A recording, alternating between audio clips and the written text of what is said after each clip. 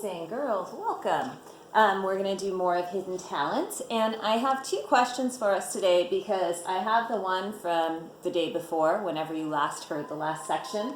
What would you do with these kids' talents? And I want you to continue to think about that as you understand them better. But I also left this up because I realized I had done something that was incorrect, and I wanted to use it as a teachable moment regarding apostrophes.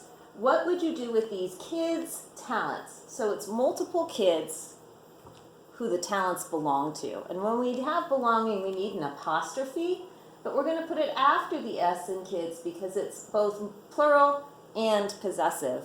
And I know I have forgotten an apostrophe on at least one other occasion. I get so excited to get into the story, I forget that I need to be grammatically correct. And if I had a classroom in front of me, of course they would have caught it and been like, Miss Johnson, you messed up. No kids, just a dog. Didn't work out. So today's question, though, is how is Martin helping?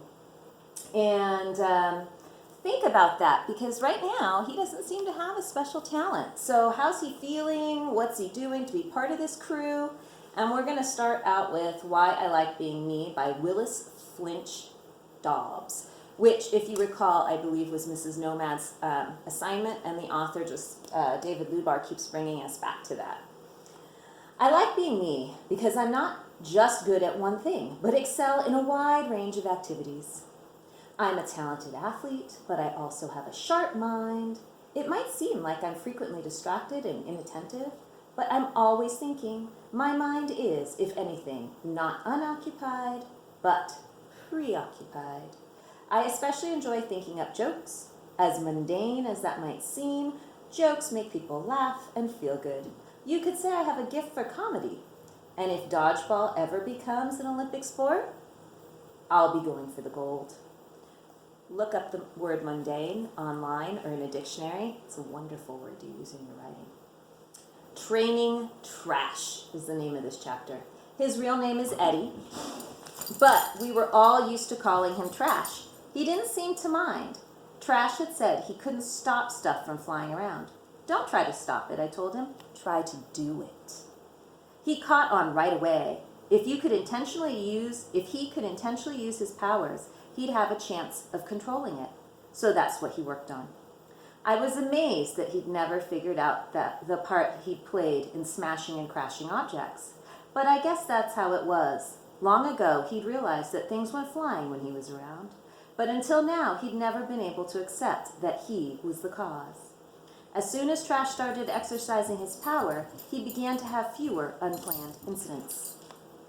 Everyone kept an eye out for other signs of talents, but we didn't see anything. So for the moment, there were 5 of them. I mean, there were 6 of us, but only 5 were special.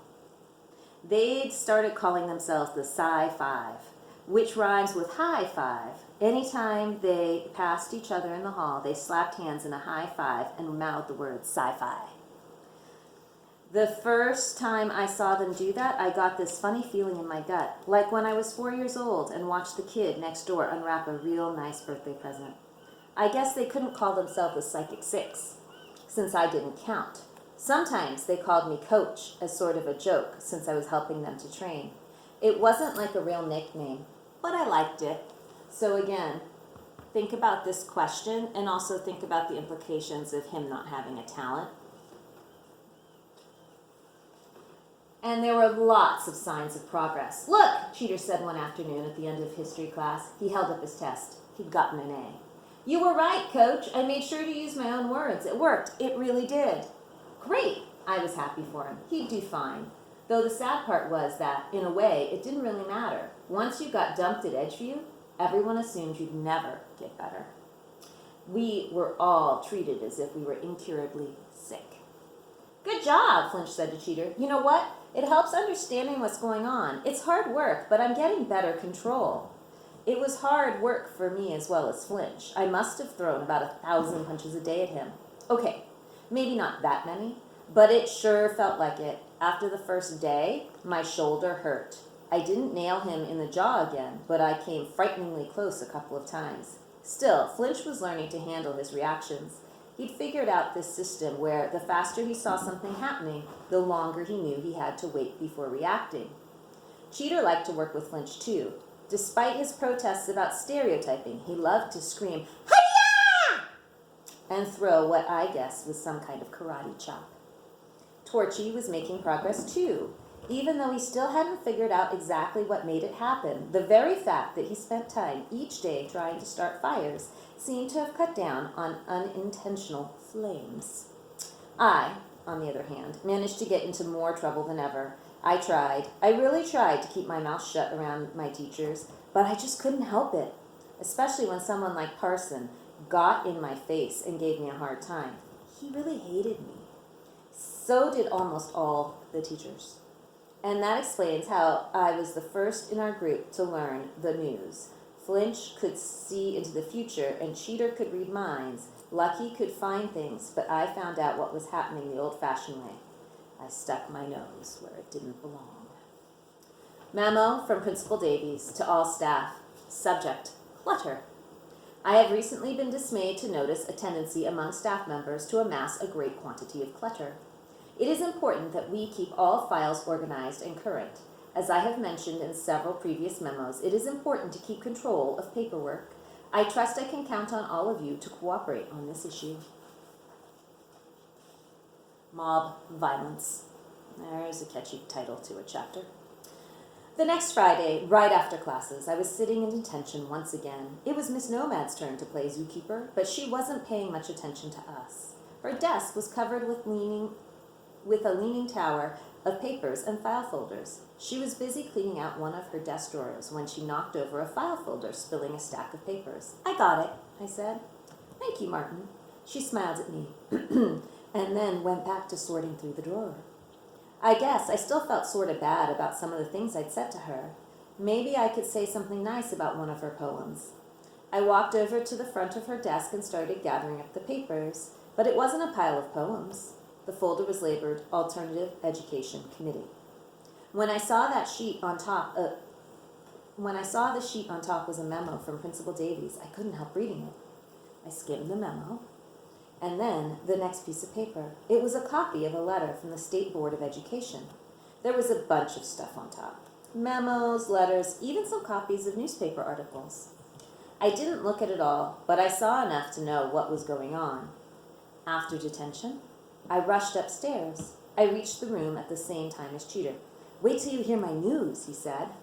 "I've got news too," I told him.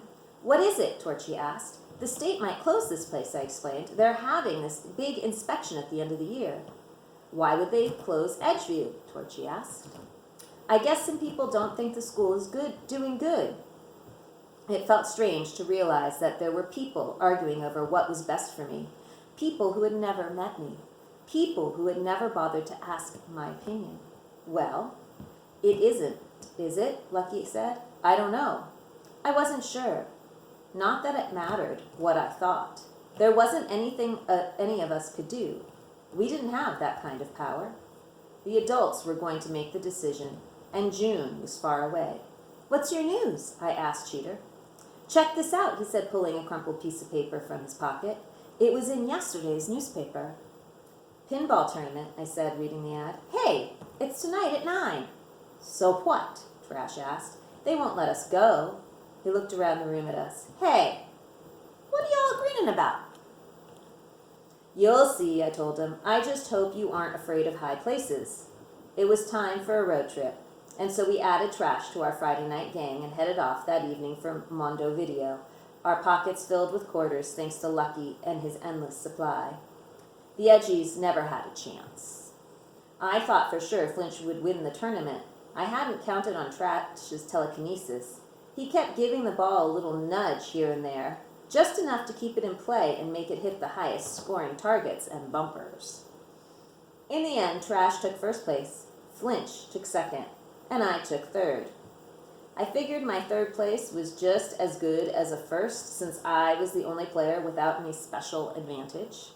We all got little plastic trophies and some angry look from the Edgies. I didn't think it would go any further than that, but they were waiting for us outside the arcade. 10 or 12 of them. "Get out of here," the edgies at the front of this pack said. He looked like he was at least 16. He was wearing a varsity jacket, the kind you get when you play sports, with a big E for Edgeview High. In front that had a picture of a football in the middle of the letter. He was the biggest one in the crowd. "We're going," I said. I started to cross the street. "Yeah," Flinch said. "No reason to stay. We got our trophies." The guy with the varsity jacket swore and said, "Don't come back." The others followed me across the street, and we headed toward the school. As we reached the wooded hill that led to the pipe, Cheater said, "Uh-oh." "What's wrong?" I asked. "Is anyone here thinking about kicking the crap out of me?" he asked. "Not me," I said. "Me either," Lucky said. "Maybe tomorrow," Flinch told him, "but not at the moment." "I sure ain't," Torchy said. I had a sudden bad feeling. "Do you only pick up stuff from people real close by?" asked Cheater. "As far as I know," he said. "What if a bunch of people had the same thought? You think it might carry farther?" As I said this, I looked behind us. Half a block away, we were being stalked by a mob of edgies. "Should we make a run for it?" Cheater asked, glancing towards the woods. That didn't sound like a bad idea to me. The end of the pipe was masked by bushes. If we headed right into the woods, we could get out of sight before the edgies caught up. On the other hand, I hated to run away. I waited to see what the others did. "I don't know about you guys," Lucky said, "but I'm tired of everyone treating me like garbage." He stopped walking and turned to face the edgies. "Nobody's pushing me around." "Yeah, no more," Flinch said. He stopped walking too. "No more," Cheater said. Torchy nodded. He moved next to Cheater. So did I.